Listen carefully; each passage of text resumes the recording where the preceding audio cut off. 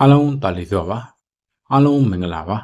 ဒီနေ့ခါတော့မိတ်ဆွေတို့ကိုပြန်ပြီးမြောက်ပြီးမှာကတော့ကျွန်တော်တို့ရဲ့ဗီဒီယိုထဲမှာကျွန်တော်တို့ရဲ့မျက်နှာကိုကျွန်တော်မျိုးကာတွန်းပုံနှောင်းနှင်းလေးကိုလုပ်ပြပေးပါမယ်ဒီမှာပါ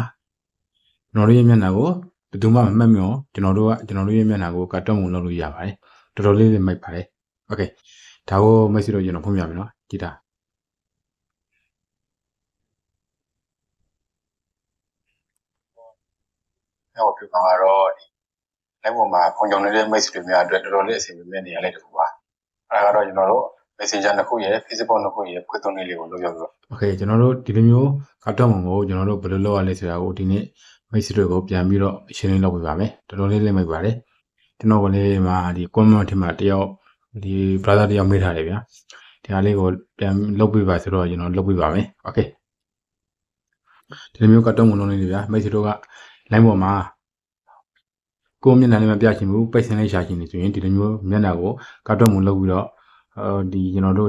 ကျွန်တော်တို့မျက်နှာကိုကာတွန်းပုံလုပ်ပြီးတော့ပိတ်စင်ရှာလို့ရပါတယ်တကယ်လို့မိတ်ဆွေကဒီကိုရဲ့မျက်နှာမပြရဘူးဆိုပေါ့ဗျာတကယ်လို့ပြရမှချက်နေဆိုရင်တော့အဆန်းဆိုရင်တော့အဲ့လိုဖြစ်တတ်တယ်ပေါ့ဟုတ်လားအဲကြောင့်မို့ကျွန်တော်တို့ကဒီနေရာမှာဒီနေ့မိတ်ဆွေတို့ဒီကဘယ်လိုလုပ်ရလဲဆိုတာကိုဒီနေ့မိတ်ဆွေတို့ကိုရှင်းလင်းလုပ်ပြပါမယ်โอเคအဲဆိုရင်ကျွန်တော်တို့ပြန်ထွက်လိုက်ပါမယ်โอเคအဲ့ဒါဆိုရင်တော့မိတ်ဆွေထဲမှာရှင်းရမယ့် software တခုတော့လိုပါတယ်အဲ့ဒီ software လေးကတော့ကက်ကက် software လေးပါโอเคဒီ software လေးကိုမိတ်ဆွေတို့ Play Store ထဲမှာအလွယ်တကူ install ဆွဲလို့ရပါတယ်ကျွန်တော်မဆွဲရတော့ပါဘူးโอเคအဲ့ဒါဆိုရင်တော့မိတ်ဆွေကဒီ Play Store sorry ဒီကက်ကက် software လေးကိုဝင်ပြလိုက်ပါ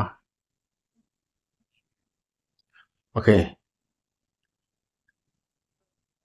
အဲ့လိုမျိုးပေါ်လာပြီဆိုရင်ဒါကတော့ကျွန်တော်ခုနကလောက်ထားတဲ့မိတ်ဆွေတို့ကိုလုပ်ရမယ်ဆိုတဲ့အတွက်ကြောင့်ခုနကလောက်ထားတဲ့အရာပါโอเคအဲ့ဒါဆိုရင်တော့အဲ့လိုမျိုးပေါ်လာပြီဆိုရင်မိတ်ဆွ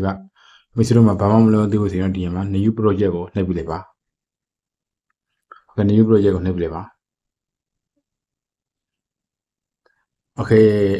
คမိတ်ဆွေကတော့မိတ်ဆွေလုပ်ချင်တဲ့ဗီဒီယိုတစ်ပုဒ်ကိုယူပါကျွန်တော်ကတော့မိတ်ဆွေတို့ကိုအဆန်းလုပ်ပြမယ်ဆိုတဲ့အတွက်ကြောင့်ကျွန်တော်ဒီကောင်လေးကိုလုပ်ပြပါမယ်ဒီကောင်လေးကိုလုပ်ပြပါမယ်โอเคမိတ်ဆွေကတော့မိတ်ဆွေပြုမြင်ရှင်တဲ့မိတ်ဆွေရဲ့ဗီဒီယိုကိုယူလိုက်ပါကျွန်တော်မိတ်ဆွေတို့ကိုလုပ်ပြမယ်ဆိုတဲ့အတွက်ကြောင့်ဒီကောင်လေးကိုယူလိုက်ပါမယ်โอเคအဲ့လိုမျိုးပေါ်လာပြီဆိုတော့နဲ့မိတ်ဆွေဒါလေးဆိုပါအားလုံးမင်္ဂလာပါ edit ကိုနှိပ်ပြလိုက်ပါဒီခါတော့မိတ်ဆွေတို့ကိုပြန်ပြီးတော့မျှဝေပြမှာကတော့လိုက်ပေါ်မှာဖုန်ကြုံနေတဲ့မိတ်ဆွေတွေများအဲ့လိုပေါ်လာပြီဆိုရင်မိတ်ဆွေဒီမှာ edit ကိုနှိပ်ပြလိုက်ပါအဲ့တော်တော်လေးအဆင် sorry okay အဲ့လိုမျိုးပေါ်လာပြီဆိုတော့လည်းမိတ်ဆွေဒီမှာ ratio ရပါမယ် ratio ရမယ်ဆိုရင်ဒီမှာ rotate ပေါ့ဗျာ rotate ဆိုတော့ကျွန်တော်တို့ ratio ဆိုတော့မိတ်ဆွေတင်မဲ့ platform ကိုရွေးပြီးတော့ဒီကောင်လေးကိုနှိပ်ပြလိုက်ပါမိတ်ဆွေက YouTube မှာတင်ပါလား Facebook မှာတင်ပါလား Instagram မှာတင်ပါလားအဲ့ဒါကိုတော့မိတ်ဆွေကကိုယ့်အကိုရွေးပါဒီ ratio ဒီ expert rotate ဆိုတဲ့နေရာရွေးပါပြီးရင်မိတ်ဆွေဒီနေရာမှာတွေ့လားဒီကိုရှိုး16ကတော့ဒီ TikTok 16ရှိုးကိုကတော့ YouTube တေရှိုးတေကတော့ Instagram တင်လို့ရတယ်လို့ Facebook တင်လို့ရပါတယ်16ရှိုးကိုကလည်းဒီ YouTube ပေါ်မှာတင်လို့ရတယ်လို့ Facebook ပေါ်မှာလည်းတင်လို့ရပါတယ်လေးချုံသုံးလေးရပါတယ်ဒါကတော့ message ကြိုက်တာရွေးပါโอเคကျွန်တော်တင်နေကြဒီတေရှိုးတေကိုရွေးလိုက်ပါမယ်ကျွန်တော်တင်နေကြအတိုင်းဒီကျွန်တော်ကဒီနေရာမှာဒီတေရှိုးတေကိုရွေးလိုက်ပါမယ် message ကတော့ message တင်မဲ့ platform ကိုရွေးပြီးတော့ message ratio ကိုရွေးလိုက်ပါโอเคပြီးရင်အဲ့လိုနှိပ်ပြီးပြီဆိုတာနဲ့ message ဒီနေရာမှာ online လေးကဒီမှန်ချစ်လေးကိုနှိပ်ပြလိုက်ပါโอเคအဲ့ဒါဆိုရင်တော့ကျွန်တော်တို့ဗီဒီယိုတစ်ပုဒ်ရလာပါပြီဗီဒီယိုတစ်ပုဒ်ရလာပြီဆိုရင်တော့ကျွန်တော်တို့ကဒီဗီဒီယိုနည်းနည်းရှည်တယ်ဗျနည်းနည်းဖြတ်လိုက်မယ်လား message ကိုနည်းနည်းကြာနေမှာဆိုလို့โอเคကျွန်တော်နည်းနည်းနေတော်လောက်ဖြတ်လိုက်ပါမယ်ဗျโอเคနည်းနည်းထောက်မယ် message လိုချင်တဲ့နေရာနည်းနည်းထောက်မယ်ထောက်ပြီးရင်ဒီမှာ split နှိပ်မယ် split နှိပ်ပြီးတော့ဒီညဘက် channel လေးက delete ကိုနှိပ်လိုက်ပါမယ်အဲ့ဒါဆိုရင်ကျွန်တော်တို့လိုချင်တဲ့ဘက်ရတော့ပါပြီโอเคအဲ့ဒါဆိုရင်တော့ကျွန်တော်တို့ကဒီကောင်ကိုကတ်တော့မလုပ်တော့ပါဘူးနော်အခု message လို့ကြည့်တာနော်ဒီမျက်နှာကတ်တော့မရှိသေးပါဘူးဒီက origin မျက်နှာဖြစ်နေပါတယ်โอเคအဲ့ဒါဆိုရင်တော့ message ဒီနေရာမှာဘာကိုနှိပ်ရမလဲဆိုရင်တော့ဒီဘာဒီအောက်နားကဒီဘာတိုင်းကိုလည်းတွေ့လားဒီဘာတိုင်းကိုဒီညာဘက် channel ဘက်ဘက် channel နဲ့ဆွဲလိုက်ညာဘက် channel နဲ့ဆွဲလိုက်ညာဘက် channel နဲ့ဆွဲပြီးဆိုတော့ねဒီနေရာမှာတွေ့လား effect ဆိုတာရှိတွေ့လားဒီ effect ဆိုတဲ့ဒီကောင်လေးကိုနှိပ်ပြလိုက်ဒီ start တင်နေတာနေလေ effect ဆိုတဲ့အကောင်လေးကိုနှိပ်ပြလိုက်โอเคအဲ့လိုမျိုးပေါ်လာပြီဆိုတော့ねမိတ်ဆွေဒီအောက်နားလေးကခုနလေးကနေရာလေးမှာပဲဒီကျွန်တော်တို့ကဒီ body effect ဆိုတဲ့ဒီကောင်လေးကိုနှိပ်ပြလိုက် ဒီ body effect ဆိုတဲ့ဒီကောင်လေးကိုနှိပ်ပြလိုက် okay ဒီစာတန်းလေးကိုဒီလားအခုလုံနေတဲ့ဒီစာတန်းလေးကိုလေ message ဘယ်ဘက်ချမ်းအောင်လေးတွန်းပြလိုက်ဘယ်ဘက်ချမ်းလေးတွန်းပြလိုက်မယ် okay အဲ့လိုပေါ်လာပြီဆိုတော့လည်း message ညမှာကျွန်တော်ဒီ mask ဆိုတဲ့ဒီကောင်လေးကိုနှိပ်ပြလိုက် mask mask အဲ့ကောင်လေးကိုနှိပ်ပြလိုက် mask mask ဆိုတဲ့နေရာလေးကိုနှိပ်ပြလိုက်အဲ့စာလုံးလေးကိုနှိပ်ပြလိုက်နော် sorry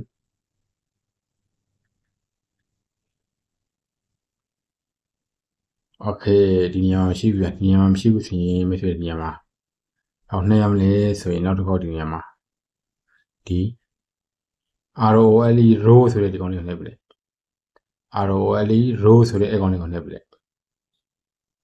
okay ပေါ်လာပြီတွေ့လားဒီနေရာမှာတော့မိတ်ဆွေနဲ့လိပ်ဖယ်မယ်ဒီမျက်နှာကိုမိတ်ဆွေရွေးပါဒီကောင်လေးရွေးရဒီကောင်က pro ဗျာဒီ pro ဆိုတဲ့ဟာကတော့မိတ်ဆွေယူလို့မရပါဘူးတကယ်လို့မိတ်ဆွေကဒီ software ကိုဝေပြီးသုံးနေတော့ယူလို့ရပါတယ်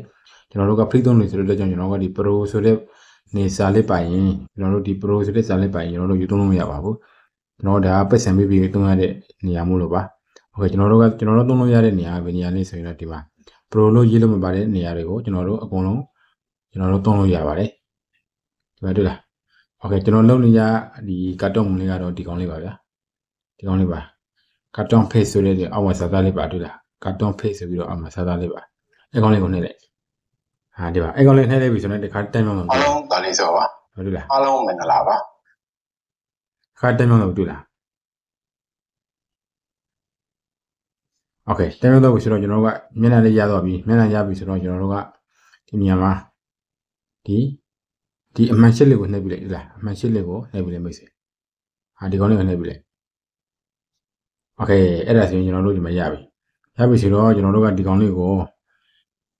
ခုနကယူလာတဲ့ကျွန်တော်တို့ကတ်တော့မွန်လေးကိုကျွန်တော်တို့ကဒီခုကျွန်တော်တို့ထည့်ထားတဲ့ဗီဒီယိုနဲ့အတူတူယူမယ်ဆိုရင်တော့ကျွန်တော်တို့ကဒီကောင်လေးကို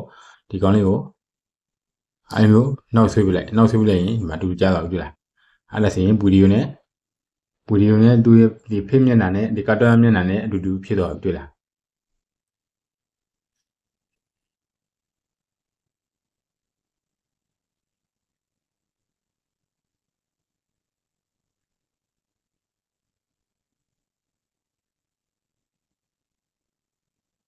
โอเคရတော့ပြီဆိုရင်တော့ကျွန်တော်တို့ကဒီကောင်လေးကိုဆင့်မယ်ဆိုရင်တော့မိတ်ဆွေတို့သိတဲ့အတိုင်းပဲကျွန်တော်တို့ကဒီကောင်လေးကိုကျွန်တော်တို့ရဲ့ဖုန်းထဲကိုသိမ်းမယ်ဆိုရင်ဒီ export ဆိုတဲ့ account လေးကိုနှိပ်ပြလိုက် export ဆိုတဲ့ account လေးကိုနှိပ်ပြလိုက်ကျွန်တော်တို့ဖုန်းထဲကိုသိမ်းပါမယ်ခဏဆောင်ပြလိုက်ပါဒါကတော့မိတ်ဆွေဗီဒီယိုရှင်းသလောက်ကြာပါမယ်ဗီဒီယိုတိုးရင်တိုးသလောက်ကိုမြန်ပါမယ်ဒါကတော့မိတ်ဆွေပုံမှန်မူတည်ပါတယ်မိတ်ဆွေပြုမြင်တဲ့ဗီဒီယိုပုံမှန်မူတည်ပြီးတော့အခြေအတိုးကြာပါမယ်